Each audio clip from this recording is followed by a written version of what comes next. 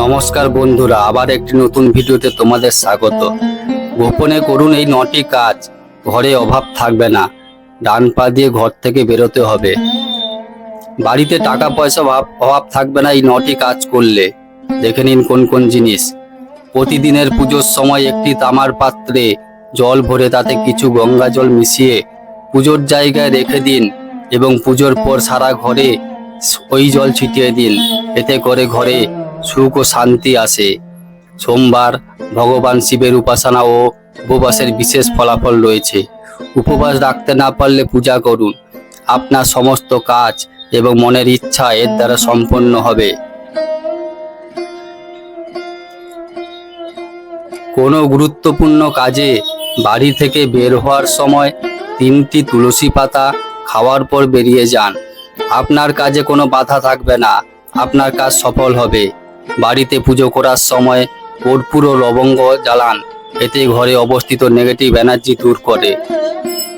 কোনো বিশেষ কাজে ঘরের বাইরে গেলে প্রধান দরজা থেকে প্রথমে ডান পা বের করে যেতে হবে।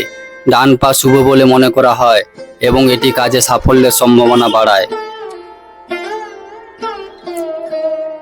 শুধুমাত্র গরুর দুধের ঘিতেই পঞ্চমুখী প্রদীপ জ্বালাতে হবে। শাস্ত্র অনুসারে এটি করলে ঘরে উন্নতি থাকে।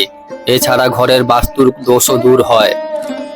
বন্ধুরা, এই জিনিসগুলি অবশ্যই পালন করুন। একটি নারকেলের উপর সিঁদুর দিয়ে তিলক করুন এবং এটিকে আপনার কাজে নিয়ে যান এবং কাজটি সফল হলে এই নারকেলটি গণেশজির মন্দিরে স্থাপন করুন। প্রতি অমাবস্যা রাতে বট গাছের নিচে খাঁটি ঘির প্রদীপ জ্বালান, এতে সমস্ত দেবদেবীর সাথে পূর্বপুরুষরা প্রসন্ন হবেন।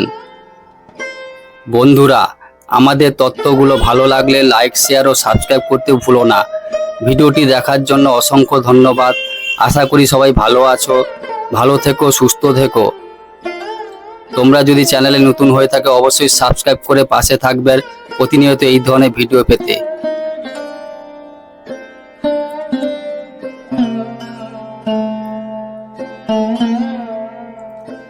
এই ভিডিওগুলি সাবস্ক্রাইব করে রাখলে তোমার জীবন বদলে যাবে।